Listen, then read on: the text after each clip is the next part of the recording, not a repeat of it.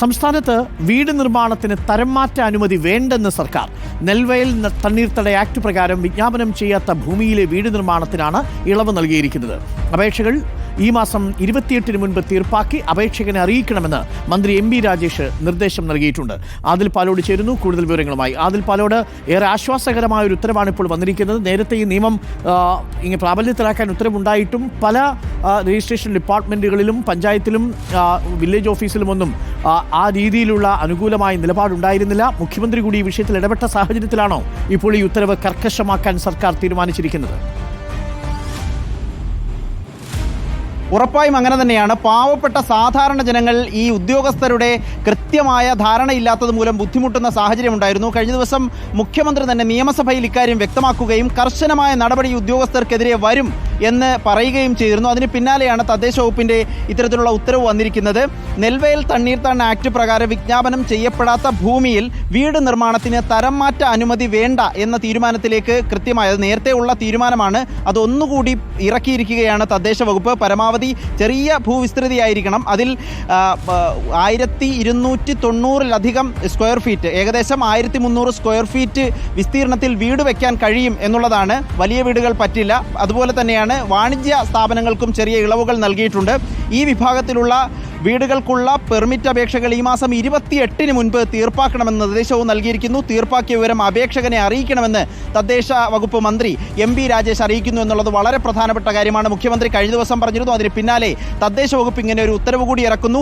ഇനി ഇത്തരത്തിൽ ഭൂമി തരംമാറ്റുന്നതുമായി ബന്ധപ്പെട്ട് റവന്യൂ അധികാരികളെ കാണേണ്ടതില്ല. പലപ്പോഴും പഞ്ചായത്തിൽ പെർമിറ്റിനായി ചെല്ലുമ്പോൾ റവന്യൂ വകുപ്പിനെ സമീപിക്കാനും ഭൂമി തരംമാറ്റാനും പറയുന്ന സ്ഥിതി ഉണ്ടായിരുന്നു. പക്ഷേ ഈ നിബന്ധനയുണ്ടെങ്കിൽ ഇനി മുതൽ സാധാരണക്കാർക്ക് അവരുടെ ഭൂമി തരംമാറ്റൽ സർട്ടിഫിക്കറ്റ് റവന്യൂ ഓഫീസുകളിൽ, വില്ലേജ് ഓഫീസുകളിൽ കയറി ഇറങ്ങേണ്ട കാര്യമില്ല. അത് തദ്ദേശ സ്ഥാപനങ്ങൾ തന്നെ തീർപ്പാക്കി വിടാൻ കഴിയുമെന്നതാണ് സാധാരണക്കാരെ സംബന്ധിച്ചിടത്തോളം ആശ്വാസം. അരുൺ, ഓക്കെ, വളരെ പ്രധാനപ്പെട്ട ഒരു തീരുമാനമാണ്. ഞാൻ സർക്കാർ ഉത്തരവ് ഒരിക്കൽ കൂടി പ്രേക്ഷകരിലേക്ക് എത്തിക്കാം.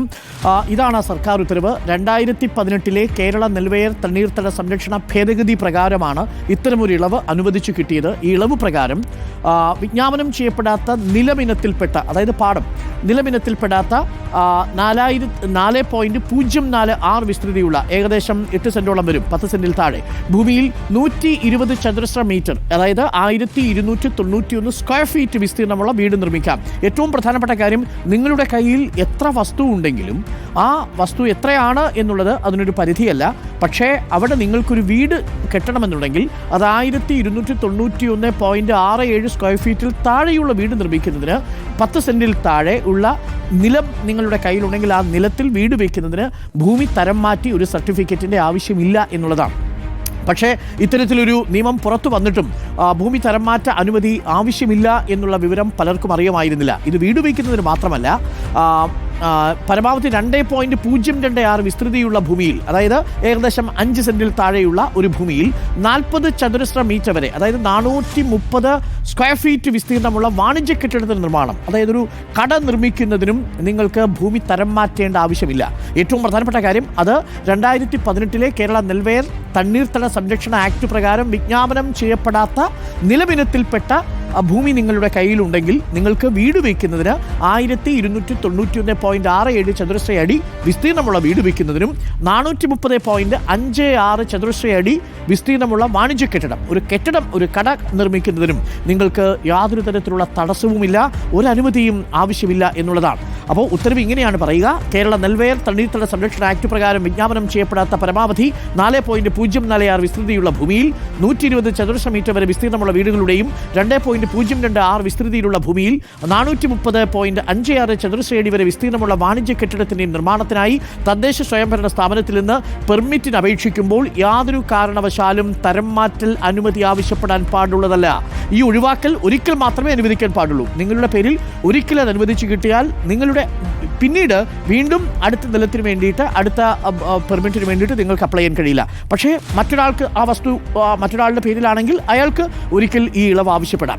സെൽഫ് സർട്ടിഫിക്കേഷനോട് കൂടിയുള്ള അർഹത ലോ റിസ്ക് കെട്ടിടമായതിനാൽ കാലതാമസമില്ലാതെ അപേക്ഷകൾ തീർപ്പാക്കുന്നുവെന്നും സ്ഥലപരിശോധന മുതലായ ആവശ്യമുള്ള കേസുകളിൽ സമയബന്ധിതമായി ഉദ്യോഗസ്ഥർ നിർവഹിക്കുന്നുവെന്നും തദ്ദേശ സ്ഥാപന സെക്രട്ടറിമാർ ഉറപ്പുവരുത്തേണ്ടതാണ്. 28-ാം തീയതിക്ക് മുമ്പായി ഇതുവരെ വന്നിരിക്കുന്ന എല്ലാ അപേക്ഷകളും തീർപ്പാക്കി കെട്ടിട പെർമിറ്റ് നൽകേണ്ടതാണ് എന്നാണ് തദ്ദേശ വകുപ്പ് special special secretary Anupama TV അറിയിക്കുന്നത് ഏറെ പ്രധാനപ്പെട്ടതാണ്. നിരവധി ആളുകൾക്ക് ഈ വിഷയത്തിലൊരു സംശയമുണ്ടായിരുന്നു. പലർക്കും അതിൻ്റെ ആനുകൂല്യം ലഭിച്ചിരുന്നില്ല. പല തദ്ദേശ സ്ഥാപനങ്ങളിലും വീട് വയ്ക്കാൻ വേണ്ടിയിട്ട് നിലമായി കിടക്കുന്നത് കൊണ്ട് ബിൽഡിംഗ് പെർമിറ്റ് കിട്ടാത്ത സാഹചര്യമുണ്ടായിരുന്നു. ഇപ്പോൾ ആ പെർമിറ്റ് അനുവദിച്ചു കിട്ടണം എന്നതാണ് ഇപ്പോൾ ഈ ഉത്തരവിൽ പറയുന്നത്. ഏറെ പ്രധാനപ്പെട്ട കാര്യം, 10 സെന്റിൽ താഴെയുള്ളവർക്ക് വീട് വയ്ക്കുന്നതിന്, 5 സെന്റിൽ താഴെയുള്ളവർക്ക് ഒരു കെട്ടിടം നിർമ്മിക്കുന്നതിന് ഇനി നിങ്ങളുടെ ഭൂമി നിലമാണ് എന്ന് കരുതി നിങ്ങളെ തരം മാറ്റാൻ വേണ്ടിയിട്ട് അപേക്ഷയ്ക്ക് നിങ്ങൾ സമർപ്പിക്കേണ്ടതില്ല. നിങ്ങൾ ആ തരംമാറ്റ സർട്ടിഫിക്കറ്റും ഹാജരാക്കേണ്ടതില്ല. ബിൽഡിംഗ് പെർമിറ്റ് കിട്ടും എന്നുള്ളതാണ് ഏറ്റവും പ്രധാനപ്പെട്ട കാര്യം. 28-ാം തീയതിക്ക് മുമ്പ് തന്നെ കെട്ടിക്കിടക്കുന്ന എല്ലാ അപേക്ഷകളിലും തീരുമാനമുണ്ടാവുകയും ചെയ്യും.